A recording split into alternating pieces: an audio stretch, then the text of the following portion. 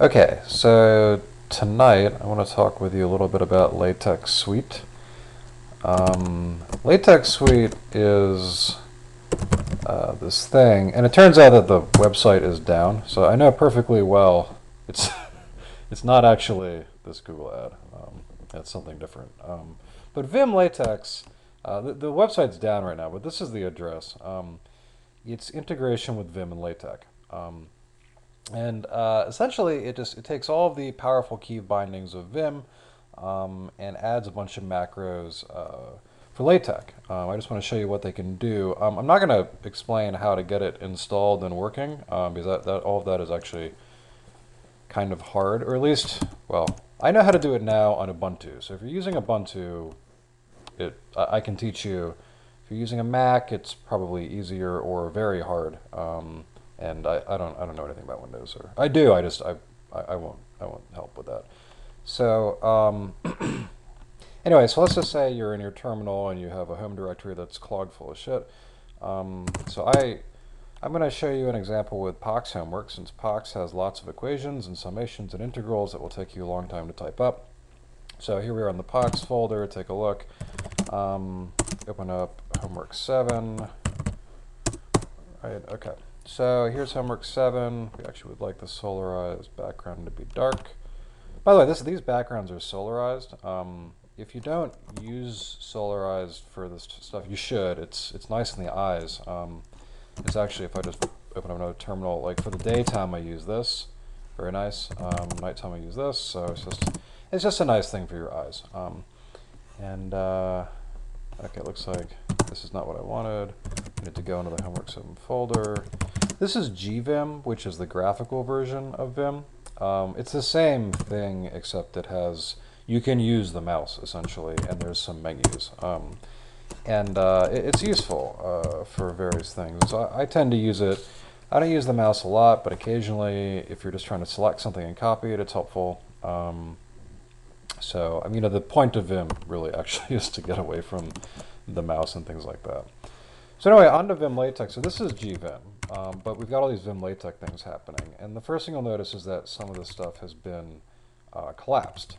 So I can press ZA, and it'll open up the collapsed portion. I actually don't recall what how to close portions of things. I never actually use that. What I tend to use is just open things up.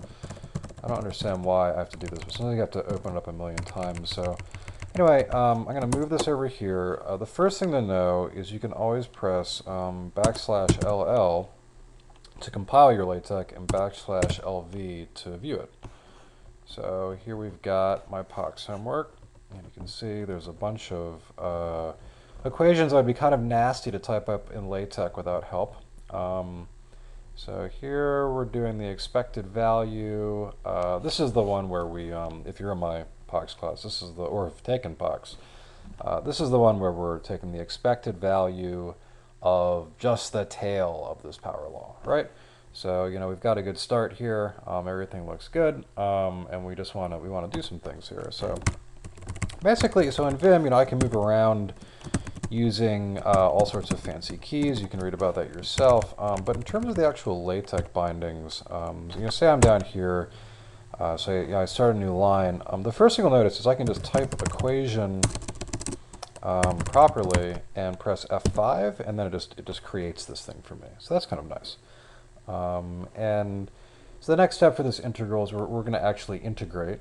What I want to do is, I think the first thing I want to do is write out this constant. So I already had this constant floating around, right?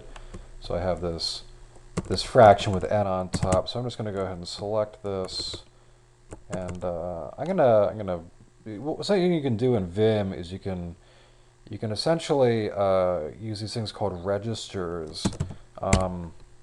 So I just put this constant in the C register. So now whenever I press the register button in C and then P, it just pastes it for me. So that's nice. So now it's not just copy and paste, it's always living in that register. And that's actually a Vim thing, that's not a Vim-LaTeX thing. But onto the Vim-LaTeX stuff. And actually, it's not as much fun to show you what we can do here with that. So I'm going to pretend like I didn't know how to do that and actually make this fraction by hand. There's this little backtick that's right next to your 1 key, and you probably never use it. It's also tilde if you shift. But if I press backtick / I get fraction all set up. And the way that Vim-LaTeX works is now that automatically puts you inside the top of brackets of the fraction. So I'm going to type n because that's what's on top. And then I can press Control J, and it'll automatically go to the bottom of the fraction.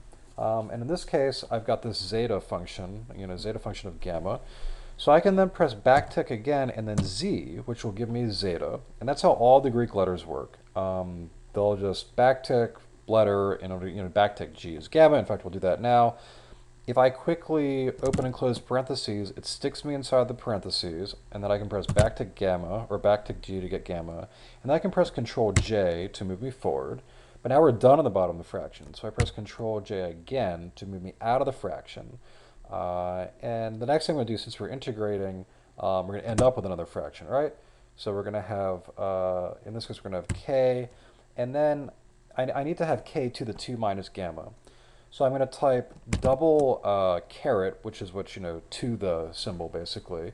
But that puts me inside of these brackets again. So then I can just type 2 minus backtick g for gamma, and get out of that, and then go beneath the fraction, and then it's just 2 minus backtick g for gamma again, and then get out of that. The last thing we want to do is we want to put this vertical bar for our limits of integration. So I'm going to manually and arduously type the left and right. I'm not actually sure if this is going to work. I may have to look into this piece of it, but again, just like the up caret, I can press / to open up these brackets for the for the sub. What are these things called? I don't know, whatever they are. So min k, and do it again because I want a max. That's this min k max stuff. And then I want to go above here, so I'm going to have. So infinity is actually backtick 8 because it's infinity is essentially a sideways 8, right? Okay. So what I'll do then is I'll write to the file, which is again is a Vim thing, and then I'll just go ahead and then recompile the code with \ll. It looks like I have an error. Yeah, so I do have an error. So I didn't use these left-right things correctly. But if you look on the left of my screen, despite having this, let's forget about this. I know I have to figure out how to. I know I've figured this out before, but I'll figure it out again. Okay, so the error's gone now. It actually looks a bit shit right now. For some reason, when things get complicated, when you just compile and view it, it doesn't look that sexy when things get complicated. But you can always, in Vim, you can call any bash command from inside of Vim. So I'm going to call PDF-LaTeX, which is the Linux compilation thing for the PDF, and just do homework, homework7.txt. So this is just going to compile it and actually have it open up here already. So if you look up here, there we go. It looks good. Everything is nice. You don't really need to check that often because I know that even though some of the things look a little weird, I know it's turning out nicely once it comes into the PDF that we're going to use anyway. You see this little thing down here. This is actually just it's these things where these placeholders that Vim-LaTeX automatically puts for you. So I can press Control J and it goes to that spot and deletes it, but you've seen that happen throughout.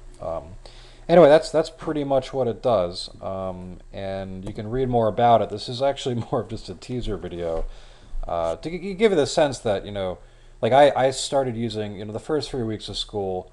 I used Share LaTeX, and that was fine. But it really, it took me forever for 2 reasons. One is because I knew LaTeX, but I wasn't really fast with it, so I had to become fast with it.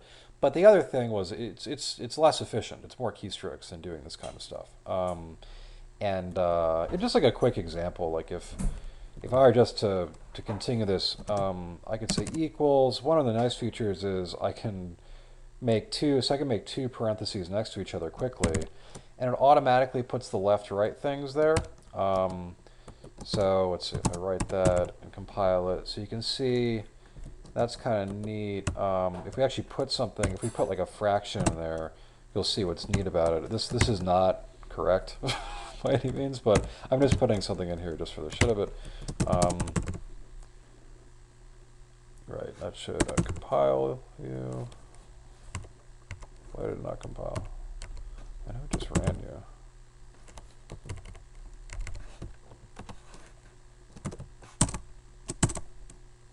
I'm actually not sure why that doesn't work. New fraction, n over n. Oh, it's because I didn't write to the file. Right, so write to the file, compile it. Yeah, there we go. So you can see on your left, if you just press these parentheses, open parentheses twice, it automatically does this left and right stuff, which, you know, is kind of a pain in the ass to put yourself. So, you know, long story short, it greatly enhances productivity. I suggest you look at it. If you have questions, feel free to ask me. So I hope you enjoyed the video. Have a great night.